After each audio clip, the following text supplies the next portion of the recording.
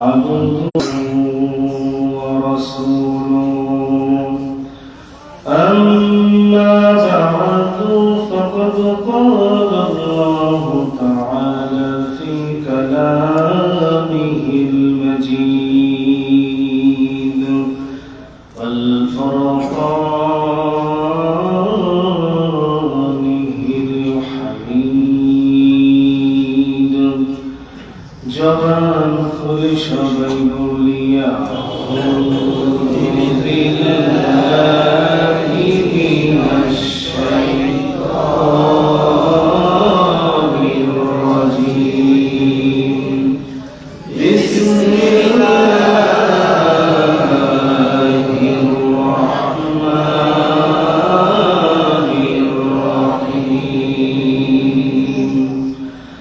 أرسل عليه ورتل القرآن ترتيلا إنا سنلقي عليك قولا ثقيلا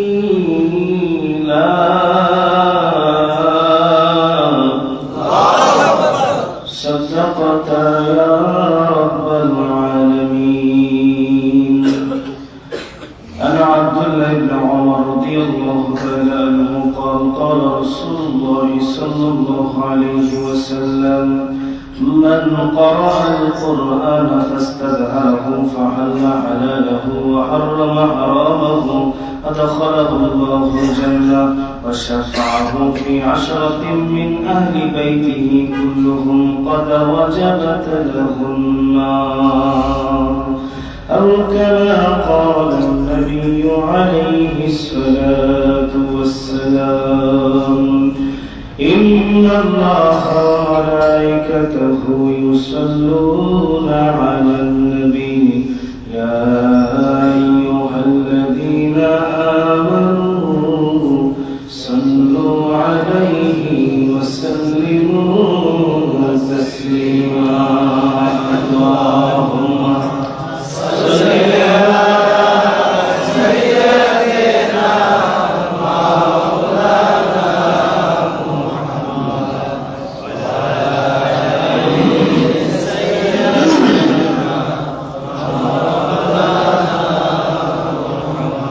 لا إله إلا الله لا إله إلا الله لا إله إلا الله لا إله إلا الله لا إله إلا الله محمد رسول الله صلى الله عليه وسلم. القرآن এই পথই আসল ঠিক না? আল কোরআনের পথ এই পথই আসল পথ আল কোরআনের পথ এই পথই আসল পথ অন্য পথে অন্য মতে নেই রহমান অন্য পথে অন্য মতে নিজ রহমান আল কোরআনের পথ এই পথই আসল পথ আল কোরআনের পথ এই পথই আসল পথ আল কোরআনের প্রেমে যে একবার বলে যায় দিন কায়েমের তরে সে শহীদ হতে চায়। আল কোরআনের প্রেমে যে একবার বলে যায় দিন কায়েমের তরে সে শহীদ হতে চায়। সে জিহাদের রাহে খোঁজে নিজের ভবিষ্যৎ নিজের ভবিষ্যৎ আল কোরআনের পথ এই পথই আসল পথ আল কোরআনের পথ এই পথই আসল পথ অন্য পথে অন্য মতে নেই যে রহমান, অন্য পথে অন্য মতে নেই যে রহমান। আলহামদুলিল্লাহ। উপস্থিত অন্ধকার জনগণে আগত কোরআন প্রেমিক, ইসলাম প্রেমিক, দূর দূরান্ত থেকে ছুটে আসা আল্লাহ পাকের আশিকিন, জাকির, মুহিব্বিন, মুত্তাকিন, পরহেজগার, দিনদার, ইমানদার দিনী ভাইরা, জুমার মূল্যবান নসিহত শুরু করার পূর্বে শুকরিয়া জ্ঞাপন করছি সেই মহান মাবুদের আলিশান দরবারে, যিনি এই ফিতনা ফাসাদের জামানায় ঈমান হারানোর মুহূর্তে আমাদের ঈমান আর আমলকে জাগ্রত করার জন্য সপ্তাহের শ্রেষ্ঠতম দিন, বরকতপূর্ণ, মুবারকপূর্ণ, ফজিলতপূর্ণ সাইয়্যিদুল আইয়াম জুমার দিনে জুমার নামাজ আদায়ের জন্য সবার আগে মসজিদে আসার বসার তৌফিক দান করেছেন। আমরা যারা আসতে পেরেছি, বসতে পেরেছি, জবান খুলে নবীজি শিখানো আল্লাহর দেওয়া জবান দিয়ে কালিমাতুশ শুকর পাঠ করছি, বলি আলহামদুলিল্লাহ। হৃদয়ের সবটুকু ভালোবাসা উজাড় করে দরদ ভক্তির সাথে, শ্রদ্ধার সাথে দরুদ প্রেরণ করছি আমাদের প্রাণপ্রিয় নবী, যার ওসিলায় এই পৃথিবীর বুকে আমরা আসতে পেরেছি, যার উম্মত হয়ে আমরা ধন্য হয়েছি। সেই নবীর প্রতি দরদমাখা কণ্ঠে আবারও দরুদ পড়ছি। আল্লাহুম্মা সাল্লি আলা মুহাম্মাদ, আল্লাহুম্মা বারিক আলা মুহাম্মাদ। সম্মানিত দিনী ভাইরা, আজ বড় মনে আঘাত নিয়ে, শোকাগ্রস্ত হৃদয় নিয়ে আমি আপনাদের সম্মুখে উপস্থিত হয়েছি। আজকে কথা বলার ধরনটা আমার একটু ভিন্ন হবে। তার কারণ হল, গোটা বাংলাদেশের দেশপ্রেমিক, ইসলাম প্রেমিক, তাওহীদে জনতা আমার মতো শোকাহত। আপনারা দেখেছেন গত জুমার দিন, জুমার নামাজের পরে বাড়িতে আসার পথে আমাদের এই বাংলার কৃতি সন্তান 2024-এর জুলাই অভ্যুত্থানের মহানায়ক, এক অতন্ত্র প্রহরী বিপ্লবী নেতা, বাংলাদেশপন্থী, ইসলামপন্থী, কোরআন প্রেমিক ওসমান হাদিকে নির্মমভাবে গুলি করা হয়েছে। শুধু গুলি করা হয়নি, ওসমান হাদির মাথায় গুলি করা হয়নি, বরং এই গুলিটা গোটা দেশের তাওহীদপন্থী, ইসলামপন্থী, দেশ প্রেমিককে গুলি করা হয়েছে। গতকাল রাত 12টার দিকে তার ইন্তেকালের খবর আমাদের কানে পৌঁছেছে। সকলে বলি ইন্না লিল্লাহি ওয়া ইন্না ইলাইহি রাজিউন। ওসমান হাদিকে হত্যা করার মধ্য দিয়ে ভারতীয় আগ্রাসন, এই দেশদ্রোহী নেতা যারা এই দেশকে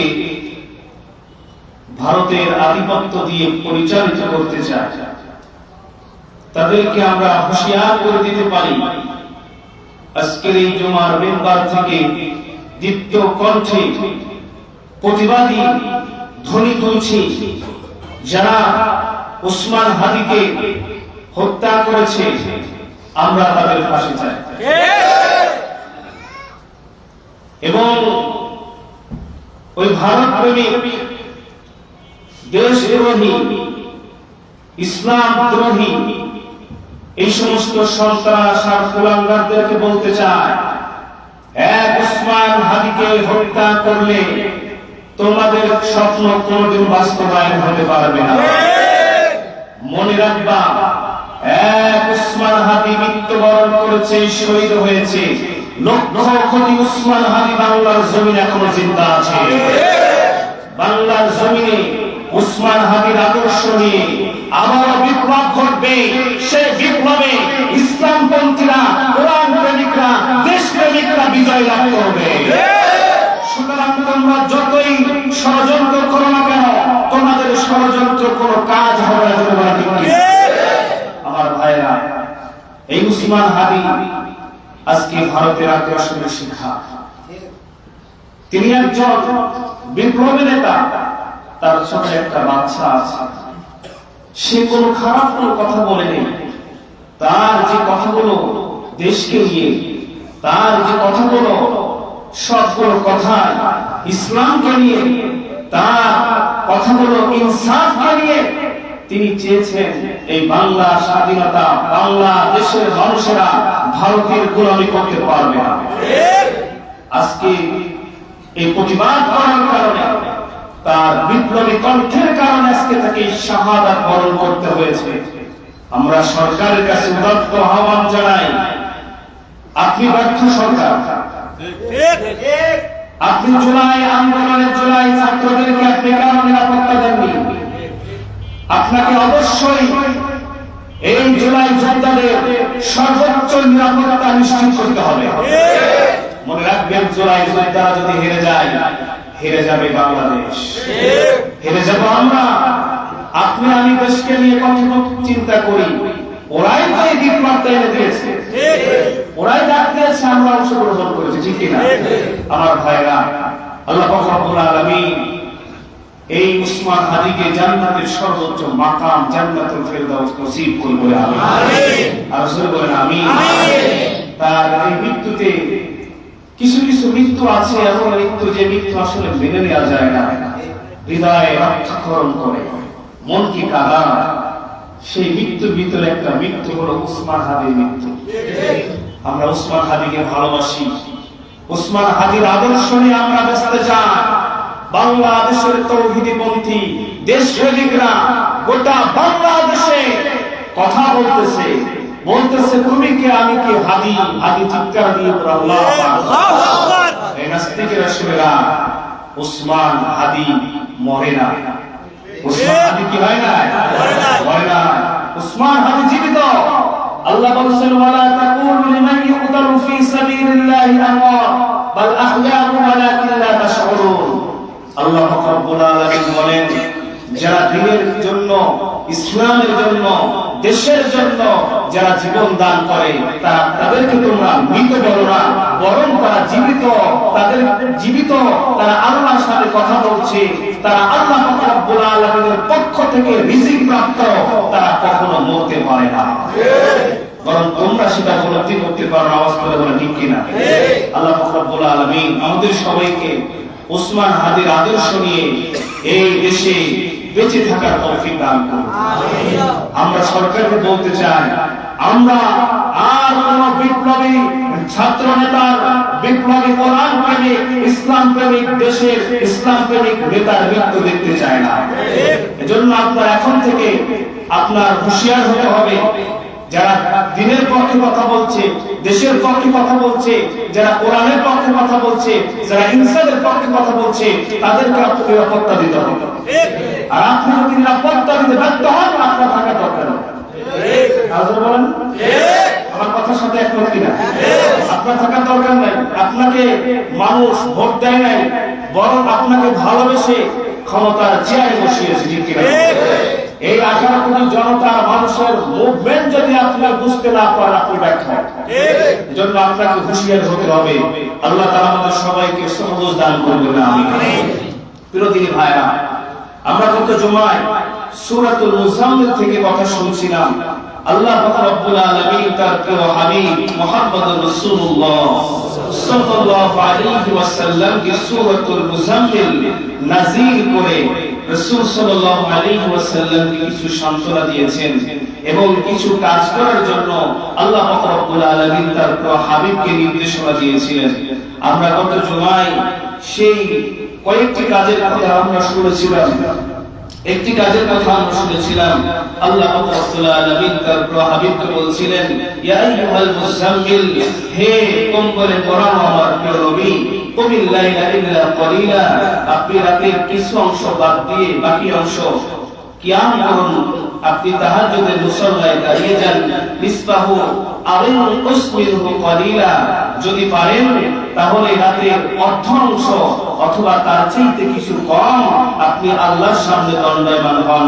আও জিদ আলাইহি ওয়া রাত্তিলিল কুরআনা তারতিলা, অথবা তার চাইতে বেশি সময় ধরে আল্লাহর সামনে জিকির করেন, আল্লাহর সামনে আপনি ধীরে স্থির ভাবে তার তীরের সহিত কোরআন তেলাওয়াত করেন। সুবহানাল্লাহ।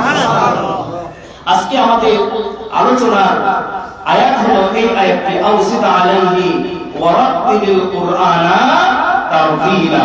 সবাই আমার সাথে বলেন, আও জিদ আলাইহি ওয়া রাত্তিলিল কুরআনা তারতিলা।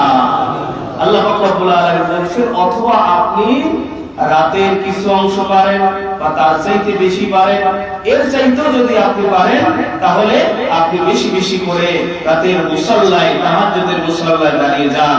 আর ওয়ারাত্তিলিল কুরআন তারতিলা, বিশুদ্ধভাবে ধীর স্থির ভাবে আপনি কালামুল্লাহ মাজিদ শরীফ তেলাওয়াত করুন। সুবহানাল্লাহ। আর জোরে বলেন না কেন? সুবহানাল্লাহ। তাহলে আল্লাহ পাক রব্বুল আলামিন তার প্রিয় হাবিবকে এখানে ধীর স্থির ভাবে কোরআন তেলাওয়াত করার জন্য অর্ডার করছেন। তাহলে আমরা দুই নম্বর আদেশ পেলাম, যে এক নম্বর আদেশ ছিল রাসূল সাল্লাল্লাহু আলাইহি ওয়াসাল্লামকে আল্লাহ তাআলা বলেছেন যে রাতের বেলা আপনি কিয়াম করবেন, আর দুই নম্বর হলো আপনি ধীর স্থির ভাবে কোরআন পাঠ করবেন। সুবহানাল্লাহ। তাহলে দুই নম্বর অর্ডার কি, ধীর স্থির ভাবে তারতিলের সহিত কোরআন তেলাওয়াত করা। আমার বন্ধুরা, আল্লাহ পাক রব্বুল আলামিন তার প্রিয় হাবিব বন্ধু মুহাম্মদুর রাসূলুল্লাহ সাল্লাল্লাহু আলাইহি ওয়াসাল্লামকে যখন সর্বপ্রথম জিবরিল আমিন ওহী নাযিল করে দিলেন, নবীজি সাল্লাল্লাহু আলাইহি ওয়াসাল্লাম ভয় পেয়ে গেলেন, সাধারণ ভয়। বাসায় চলে আসলেন, কি করবেন, কি দায়িত্ব। আল্লাহ পাক রব্বুল আলামিন তার প্রিয় হাবিবকে মুহাব্বতের সুরে এমন কিছু শব্দ ব্যবহার করে এই সূরাটা নাযিল করেছেন, যেই সূরা শুরু হয়েছে ইয়া আইয়ুহাল মুযাম্মিল দিয়ে। আমার বন্ধুরা, আল্লাহ পাক রব্বুল আলামিন নবীজিকে বলেন, ও আমার বন্ধু, রাতের বেশি সময় ধরে আপনি তারতিলের সহিত কোরআন তেলাওয়াত করেন। আমার ভাইরা, উম্মে সালামা রাদিয়াল্লাহু তাআলা আনহা তিনি বলেন, আমার নবীজি সাল্লাল্লাহু আলাইহি ওয়াসাল্লাম এত ধীর স্থির ভাবে তেলাওয়াত করতেন, প্রতিটা হরফ, প্রতিটা অক্ষর স্পষ্ট বোঝা যেত। ধীর স্থির ভাবে তেলাওয়াত করতেন। কিভাবে? ধীর স্থির ভাবে। নবীজি সাল্লাল্লাহু আলাইহি ওয়াসাল্লামের খালিদ হযরত আনাস রাদিয়াল্লাহু তাআলা আনহু বলেন, কানা ইয়ামুদ্দু সাওতাহু মাদ্দান। আমার নবীজি প্রতিটা আয়াত, প্রতিটা অক্ষর তিনি টেনে টেনে পাঠ করতেন। প্রতিটা আয়াত, প্রতিটা অক্ষর তিনি স্পষ্ট মাখরাজের দিক থেকে তিনি তেলাওয়াত করতেন। সুবহানাল্লাহ। আর আমরা যেমন করে তেলাওয়াত করি, হ্যাঁ, নবীজি সাল্লাল্লাহু আলাইহি ওয়াসাল্লাম একসাথে বেশি আয়াত একসাথে এক নিঃশ্বাসে তেলাওয়াত করতেন না, বরং তিনি প্রতিটা আয়াত তেলাওয়াত করতেন, এরপর থামতেন, চিৎকার দিয়ে বলুন সুবহানাল্লাহ।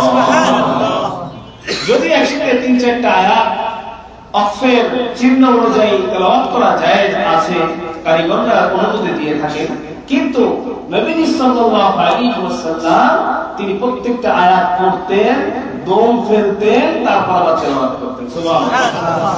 যদি বলা হয় কেমন, হযরত আনাস রাদিয়াল্লাহু তাআলা বলেন, নবীজি ভাবে তেলাওয়াত করতেন, আলহামদুলিল্লাহি রাব্বিল আলামিন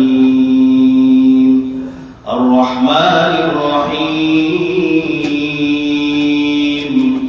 মালিকি ইয়াউমিদ্দিন। প্রতিটা আয়াত উচ্চারণ করতে না, অক্ষ করতে থাকতেন। সুবহানাল্লাহ। সুবহানাল্লাহ। ওয়াখানা قراءته آية آية। নবীজি সাল্লাল্লাহু আলাইহি ওয়াসাল্লাম আয়াতের পরে তেলাওয়াত থামতেন। আমার ভাইরা, আমার নবীজি সাল্লাল্লাহু আলাইহি ওয়াসাল্লাম বলেছেন, ও আমার সাহাবীরা, ও আমার উম্মতেরা, তোমরা সুমধুর কণ্ঠে বিশুদ্ধভাবে কোরআন তেলাওয়াত করো। অন্য হাদিসে এসেছে, যে ব্যক্তি সুমধুর কণ্ঠে বিশুদ্ধভাবে কোরআন পড়ে না, সে আমার দলভুক্ত নয়, আমার উম্মত না। আল্লাহু আকবার। বিশুদ্ধভাবে তেলাওয়াত করতে হবে, সুমধুর কণ্ঠে তেলাওয়াত করতে হবে। বলতে পারেন হুজুর আমার তো তেমন সুর নাই। আরে ভাই, কে বলেছে? আমার আল্লাহ রাব্বুল আলামিন প্রত্যেকটা মানুষকে আলাদা আলাদা সুর দান করেছেন, আলাদা আলাদা করে কণ্ঠ দান করেছেন। একজনের কণ্ঠের সাথে আরেকজনের কণ্ঠের কোনো মিল নাই। এই মুজিজা, এই দয়া যিনি করেছেন তিনি কে? আপনি যেভাবে তেলাওয়াত করেছেন ওটাই আপনার কণ্ঠ, ওটাই আপনার সুর। ওই সুরটা দিয়ে আপনার কোরআন তেলাওয়াত করতে হবে, ঠিক কি না? আমার বন্ধুরা, আমার নবীজি সাল্লাল্লাহু আলাইহি ওয়াসাল্লাম তার কণ্ঠ এত সুন্দর ছিল যে নবীজি সাল্লাল্লাহু আলাইহি ওয়াসাল্লামের তেলাওয়াত মানুষ শুনতো, বেঈমানরাও শুনতো, এমনকি কাফেররাও রাসূলের কণ্ঠে তেলাওয়াত শোনার জন্য পাগল পারা হয়ে যেত। রাসূলের কণ্ঠে কোরআন তেলাওয়াত শুধু সাধারণ মানুষ না, বরং কাফেররাও শুনতো। আল্লাহু আকবার বলুন। যে সমস্ত কাফের আবু জাহাল, উতবা, শায়বা, আখনাস সারাদিন রাসূলের সাথে বিরোধিতা করতো, নবীজি বলতো এক আল্লাহর ইবাদত করো, তোমরা গোলামি ছেড়ে দাও, মূর্তি পূজা ছেড়ে দাও। যারা সারাদিন রাসূলের বিরোধিতা করতো, যখন সূর্যটা অস্ত হয়ে যেত, আমার বন্ধুরা যখন রাত্রি বেলা চলে আসতো, ওই লোকগুলো তারা বলতো যে মুহাম্মাদের কণ্ঠের তেলাওয়াত না শুনলে আমাদের আজকে ঘুম আসবে না। এক রাতে আবু জাহেল তিনি রাসূল করিম সাল্লাল্লাহু আলাইহি ওয়াসাল্লামের তেলাওয়াত শোনার জন্য পাগল হয়ে গেল। বিছানায় পিঠ লাগছে, ডান দিকে করে বাম দিকে করে পড়ে শুয়ে থাকে, বুড়ে শুয়ে থেকে কিন্তু ঘুম আসে না। আবু জাহেল ভাবলো আমাকে কেউ ঘুম এনে দিতে পারবে না, মুহাম্মাদের কোরআন আবার ঘুমাতে পারবে। আল্লাহু আকবার। অথচ সারাদিন রাসূলের বিরোধিতা করছে, সারাদিন করছে, সারাদিন রাসূলের বিরোধিতা করছে। আর আমার নবীর একটা সুন্নাহ ছিল, সারাদিন ধরে সারা সপ্তাহ ধরে যে আয়াতগুলো নাযিল হতো, ওই আয়াতগুলোই রাসূল রাতের বেলা তেলাওয়াত করতেন। রাতের বেলা দাঁড়িয়ে দাঁড়িয়ে কোরআন পড়তেন। আবু জাহেল রাসূল সাল্লাল্লাহু আলাইহি ওয়াসাল্লামের বাড়ির দরজায় এসে দরজার পাশে কানতে হবে, দরজার সাথে লাগিয়ে মনোযোগ সহকারে শুনতেছে। ওইদিকে ঘরের পিছনে আছে উতবা, আরেক দিকে আছে শাইবা, আরেক দিকে পিছে আসে আখনাস। এই যে নাম বড় বড় কাফেররা তারা কোরআন তেলাওয়াত করতেছে। যখন সকাল হয়ে গেল, রাসূলের তেলাওয়াত যখন শেষ হয়ে গেল, আমার ভাইরা নবীজি সাল্লাল্লাহু আলাইহি ওয়াসাল্লামের বাড়িতে ঢোকার রাস্তা ছিল একটা রাস্তা দিয়ে তারা এক একজন এক এক সময় ঢুকতো। কিন্তু যখন তারা বের হলো, যখন তারা আসা শুরু করলো, একজনের সাথে আরেকজনের দেখা হয়ে গেল, একজনের সাথে আরেকজনের দেখা। এই সমস্ত যে লোকগুলোর কথা বললাম, এদের ভিতরে লিডার ছিল আবু জাহেল। কে ছিল বলেন? আবু জাহেল। তো আবু জাহেলকে দেখতেছে ছোট নেতারা উতবা রাত ধরে কি আবু জাহেল, তুই না বলছিস সারাদিন রাসূলের বিরোধিতা করছ, রাসূলকে গালি দিয়েছো, রাসূলকে জাদুকর বলেছো, মুহাম্মদকে তুমি অস্বীকার করেছো। এখন দেখছি তুমি আমাদের নেতা, তুমি আগে সবার আগে মুহাম্মাদের বাড়ির কাছে এসে কোরআন শুনছো। ব্যাপারটা আবু জাহেল মুস্কি মুস্কি হাসে আর বলে, আমি এই জন্য আসলাম যে মুহাম্মাদের তেলাওয়াত শোনার জন্য, আর কেউ আসে নাই। আমি দেখছি নিজে অপরাধী, এখন এদিকে সবাই কোনো অপরাধী। আল্লাহু আকবার। আমার ভাইরা, আবু জাহেল সবার হাতকে সাথে নিয়ে তওবা করলো। কি করলো? তওবা করলো। কি তওবা? যে মুহাম্মাদের কোরআন আর কোনোদিন শুনবো না। নাউযুবিল্লাহ। মুহাম্মাদের কোরআন আর কোনোদিন শোনা যাবে না, সাবধান, আজকে কিন্তু শেষ, এরপর কিন্তু আর কেউ আসবে না, খবরদার, ওয়াদা করো, আর কেউ কোরআন শুনতে আসবে না। আমার বন্ধুরা, পরদিন রাতের বেলা একই সময় যখন আবু জাহেল বিছানায় পিঠ লাগাইলো, আমার বন্ধুরা আবু জাহেলের শরীরে জ্বালা পোড়া শুরু হয়েছে, অস্থিরতা শুরু হয়েছে। ডান দিকে ঘুমায়, বাম পাশ হয়ে ঘুমায়, উপর হয়ে ঘুমায়। কিন্তু আমার বন্ধুরা বলেন তো, কোরআন শুনলে কলিজাটা দিলে ঠান্ডা করে দেন তিনি কে? আবু জাহেল চিন্তা করলো, আজকে তো সবাই তওবা বলা, সবাই কষ্ট ওয়াদা করছে, মনে হয় কেউ যাবে না, আমি যাই। আল্লাহু আকবার। সবাই তওবা বলাইছে। কি বলাইছে? তওবা। আসলে এগুলো তওবা নাকি ভণ্ডামি? আমার বন্ধুরা, আবু জাহেল সবার আগে কিছুক্ষণ পর দেখা গেল উতবা আসলো, সাইবা আসলো। কিন্তু নবীজি সাল্লাল্লাহু আলাইহি ওয়াসাল্লাম যতক্ষণ ধরে কোরআন পড়লো, আমার বন্ধুরা একজন আরেকজনের দিকে তাকায় না, তেলাওয়াত শুনে চিৎকার দিয়ে বলল সুবহানাল্লাহ। কারণ রাসূলের কণ্ঠে কোরআন তেলাওয়াত এত সুন্দর ছিল। বেঈমানগণ, ইহুদি খ্রিস্টানরা, আমার বন্ধুরা রাসূলের কণ্ঠে তেলাওয়াত শুনে তারা মুসলমান হয়ে যেত। চিৎকার দিয়ে বলুন আল্লাহু আকবার। আবু জাহেল দেখলো যখন নবীজির তেলাওয়াত শেষ হয়ে গেল, আবার তাদের সাথে দেখা হয়ে গেল। বললেন, এটা তুমি বলছো আমাদেরকে তওবা পড়াইছো, তুমি আজকে হাজির হয়ে পারবি? আবু জাহেল তো ছিল একটা মিথ্যাবাদী। আবু জাহেল ডাক দিয়ে বলে, আমি জানতে চাই, দেখতে আসলাম, ভিজিট করতে আসলাম, তোমরা সত্যিকারের তওবা কে কে করেছো, নাকি আমার সাথে তোমরা ধোঁকাবাজি করছো? আল্লাহু আকবার। আমার বন্ধুরা, আবু জাহেল বলল, আচ্ছা ঠিক আছে, আজকের পর থেকে আর কেউ আমরা আসবো না। পরের দিন আবার একই অবস্থা, সবাই হাজির। উতবা ডাক দিয়ে বলে, আবু জাহেল, নেতা মুহাম্মদ সাল্লাল্লাহু আলাইহি ওয়াসাল্লামের কোরআন তেলাওয়াত শুনে তোমার কি মনে হয়? বলে, আমার মনে হয় এটা সাধারণ মানুষের কথা হতে পারে না, মুহাম্মাদের কথা হতে পারে না। এই কোরআনটা নিশ্চয়ই আল্লাহর কিতাব ছাড়া আর কিছু হতে পারে না। উতবা ডাক দিয়ে বলে, তাহলে মানো না কেন? আবু জাহেল বলে, আমি যদি মুহাম্মদকে মেনে নেই, তাহলে এই মক্কার নগরীতে আমাদের রাজত্ব চলবে না, আমাদের প্রতিপত্ত চলবে না, আমাদের ক্ষমতা চলবে না। মুহাম্মদ হয়ে যাবে লিডার, আর মুহাম্মাদের অধীনে আমাদের চলতে হবে। এই জন্য বিশ্বাস করি কোরআন আল্লাহর বাণী, কিন্তু মুহাম্মদকে মানি না। আল্লাহু আকবার। আমার বন্ধুরা, এই কোরআন এমন একটা কিতাব, রাসূল করিম সাল্লাল্লাহু আলাইহি ওয়াসাল্লামের কণ্ঠে তেলাওয়াত শুনে মরুভূমির উটগুলো কান্না করত। আল্লাহু আকবার বলবেন। অনেক সাহাবীরা কান্না করত। এমনকি নবীজি সাল্লাল্লাহু আলাইহি ওয়াসাল্লাম যখন তিনি তায়েফে গেলেন, তায়েফ গেলেন ইসলাম প্রচার করার জন্য।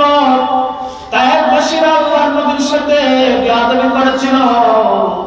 নবীজি সাল্লাল্লাহু আলাইহি ওয়াসাল্লাম কি তায়েফের যুবকেরা পাথর মেরেছিল। আমার নবীর পবিত্র দেহ মোবারক খানখান হয়েছিল, রক্ত বের হয়ে গিয়েছিল। নবীজির মনে কত ব্যথা। মক্কার নগরীতে আবু তালেব ওনার স্ত্রী খাদিজাও না বড় শোকগ্রস্ত হৃদয় নিয়ে তায়েফে ছিলেন ইসলাম প্রচার করার জন্য। তায়েফবাসীরা আমার নবীর সাথে বেয়াদবি করেছিল। আমার ভাইরা, মক্কা এবং তায়েফের মধ্যবর্তী একটা জায়গা নাম হলো নাখলা। জোরে বলেন কি? এই নাখলার জায়গায় আল্লাহর নবী ফজরের সময় কোরআন তেলাওয়াত করছিলেন। মনে বড় ব্যথা নিয়ে, মনে বড় কষ্ট নিয়ে যে তায়েফে আসলেন ইসলাম প্রচার করার জন্য, কেউ রাসূলের প্রতি মানানো না। আমার বন্ধুরা, অথচ রাসূল সাল্লাল্লাহু আলাইহি ওয়াসাল্লাম কি আল্লাহ রব্বুল আলামিন খুশি করার জন্য যখন ফজরের নামাজ শেষ হয়ে গেল, জিবরিল আমিন আমার নবীজিকে সুসংবাদ জানাইয়া দিলেন, ওগো আল্লাহর পয়গম্বর, আপনি গিয়েছিলেন তায়েফে, তায়েফবাসীরা ইসলাম কবুল করেছে। ওগো নবীজি, আপনি যখন নামাজ পড়তেছিলেন, আপনার কণ্ঠের সুমধুর তেলাওয়াত শুনে মানুষ নয় বরং একদল জিন কালিমা পড়ে মুসলমান হয়ে গিয়েছে। কুল উহিয়া ইলাইয়া আন্নাহু ইসতামা'a নাফারুম মিনাল জিন্নি ফাকালু ইন্না সামি'না কুরআনান আজাবা।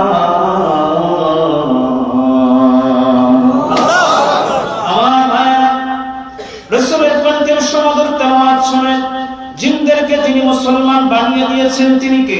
আল্লাহ।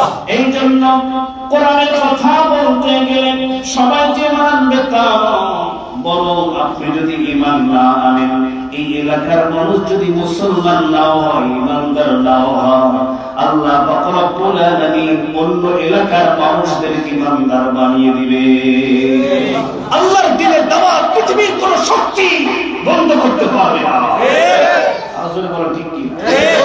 আমার নবী সাল্লাল্লাহু আলাইহি ওয়াসাল্লামের সাথে জিনরা কথা বলতো, কোরআন জিনদেরকে রাসূল তেলাওয়াত করে শোনাতেন, জিনরাও রাসূলকে তেলাওয়াত করে শোনাতো। জিনের ওই কাফেরেরা তারা চলে গেল জিনদের দলের ভিতরে, লোকদের ভিতরে, জিনদের কাছে ডাক দিয়ে বলে, হে জিন জাতি শোনো, আমরা কিছুক্ষণ আগে এমন একজন মানুষের কণ্ঠে কোরআন তেলাওয়াত শুনেছি, এমন এক মধুর বাণী শুনেছি যে বাণী পৃথিবীর কোন মানুষের হতে পারে না। আজ কোরআন আমরা শুনেছি, আমরা কালেমা পড়ে মুসলমান হয়ে গিয়েছি, বরং তোমরাও আমাদের সাথে কালেমা পড়ে মুসলমান হয়ে যাও। আর জোরে বলবে কেন? সুবহানাল্লাহ। রাসূলের কণ্ঠ সুন্দর ছিল, শুধু মানুষ নয় জিনরা পর্যন্ত তেলাওয়াত শুনে মুসলমান হয়ে গিয়েছিল। সুবহানাল্লাহ। অথচ আমরা সেই রাসূলুল্লাহ কোরআনটাকে বিশুদ্ধভাবে তেলাওয়াত করতে জানি না, বিশুদ্ধভাবে তেলাওয়াত করতে পারিও না, কখনো আফসোস করি না। আল্লাহ আমাদেরকে হেদায়েত নসিব করুন। আমিন। আর জোরে বলুন আমিন। অনেকে বলে যে মনে হয় দাউদ আলাইহিস সালামের কণ্ঠটা রাসূলের কণ্ঠের চাইতে বেশি সুন্দর ছিল। তাদেরকে বলবো না, না, দাউদ আলাইহিস সালামের কণ্ঠ সুন্দর ছিল, তবে আমাদের রাসূলের চাইতে বেশি না। আমাদের নবীজি সাল্লাল্লাহু আলাইহি ওয়াসাল্লামের কণ্ঠ এত সুন্দর ছিল, কাল কিয়ামতের ময়দানে দুইজন নবীকে কোরআন তেলাওয়াত করার জন্য আল্লাহ ওয়াদা করবে। কয়জন? আর জোরে বলুন কেন? তাদের ভিতরে একজন হলো হযরত দাউদ আলাইহিস সালাম, আর একজন হলো আমাদের প্রিয় নবী সাল্লাল্লাহু আলাইহি ওয়াসাল্লাম। এই তেলাওয়াতটা করা হবে যেই জায়গায়, জায়গাটার নাম হলো জান্নাতুল ফিরদাউস। কোথায়? আর জোরে বলুন কেন? জান্নাতুল ফিরদাউসে যাওয়ার দরকার সবার আছে না? কারা কারা যাবেন না হাত তোলেন। যাবেন না? ঠিক আছে, এবার কারা কারা যাবেন হাত তোলেন। সবাই যাবেন তো? আমার ভাই, জান্নাতুল ফিরদাউসের ভিতরে একটা কনফারেন্স হবে, যেই কনফারেন্সটা শুরু হবে হুর আর গিলমানদের তেলাওয়াত দ্বারা। হুর আর গিলমানরা এত সুন্দর গান শোনাবে, সেই গানটা দুনিয়ার কোনো মিউজিকের মতো না, দুনিয়ার কোনো বাদ্যযন্ত্রের গানের মতো না। সেই গানটা হবে আল্লাহর প্রশংসা, সেই গানটা হবে জান্নাতের প্রশংসা। সুবহানাল্লাহ। হুর আর গিলমানরা এত সুন্দর গান শোনাবে, এত সুন্দর নাচ তারা দেখাবে, তাদের এই দৃশ্য দেখে হাজার হাজার বছর কেটে যাবে, অকপরতে মানুষ তাকিয়ে থাকবে। আমার ভাইরা, যখন হুরদের পর্ব শেষ হয়ে যাবে, আল্লাহ পাক রব্বুল আলামিন ডাক দিয়ে বলবেন, ও আমার জান্নাতি বান্দারা, তোমাদের কাছে হুরদের এই আয়োজন কেমন লেগেছে? জান্নাতি বান্দারা বলবে, আল্লাহ, জান্নাতের ভিতরে আমাদের কাছে এই দৃশ্যটা ভালো লেগেছে। সুবহানাল্লাহ।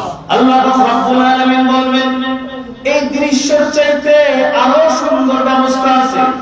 আল্লাহু আকবার। আর জোরে আল্লাহু আকবার।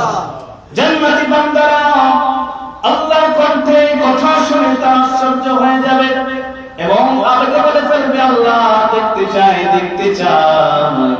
আমার বন্ধুরা, ঠিক সেই মুহূর্তে আল্লাহ পাক রব্বুল আলামিন হযরত দাউদ আলাইহিস সালামকে তেলাওয়াত করার জন্য অর্ডার করবেন। বলেন তো, দাউদ আলাইহিস সালামকে একটা কিতাব দেওয়া হয়েছে, কিতাবটার নাম কি? যেরকম ওয়া আতাইনা দাউদ যাবুরা।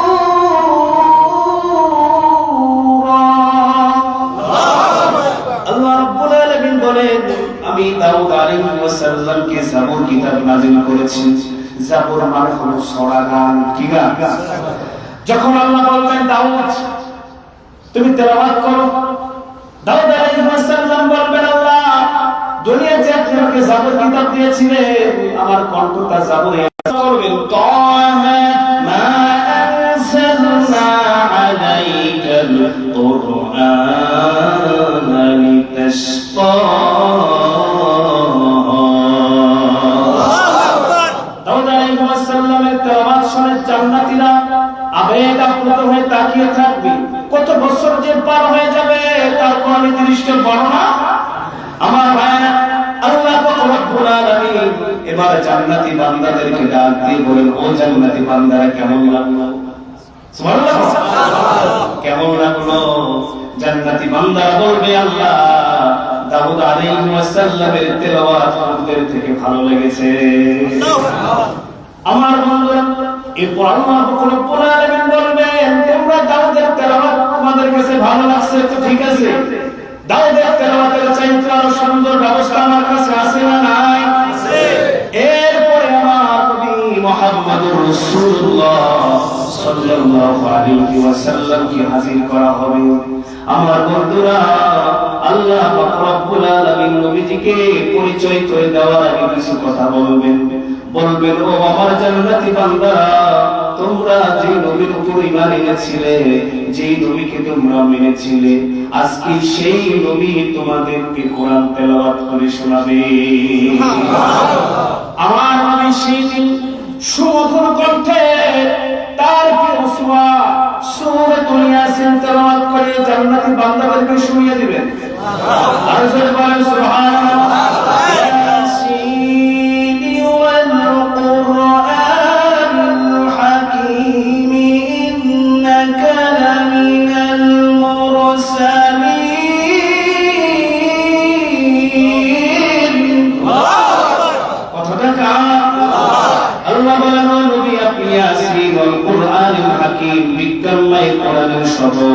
ইন্নাকা লামিনাল মুরসালিন, আপনি নবীদের ও রাসূলদের অন্তর্ভুক্ত, আপনি রাসূল।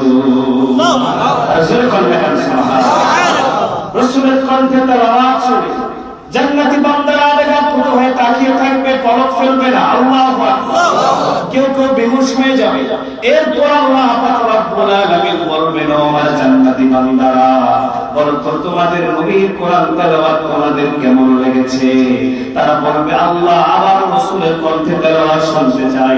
সুবহানাল্লাহ। আর জোরে বলেন না কেন?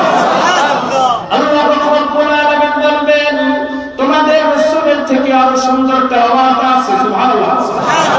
আর বন্ধুরা, আল্লাহ পাক রব্বুল আলামিন জান্নাতের প্রধান ফেরেশতা রেদওয়ানকে বলবেন, ও রেদওয়ান, আমার নূরের পর্দাগুলো সরিয়ে দাও।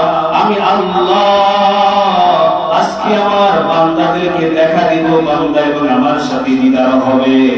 আর আমি আজকে তোমাদেরকে সূরাতুল রহমান তেলাওয়াত করে শোনাবো। সুবহানাল্লাহ। আমার ভাইরা, এই জন্য আল্লাহ রব্বুল আলামিন তার প্রিয় হাবিবকে বললেন, আওসিদ আলাইহি ওয়া রাত্তিলিল কুরআনা তারতিলা।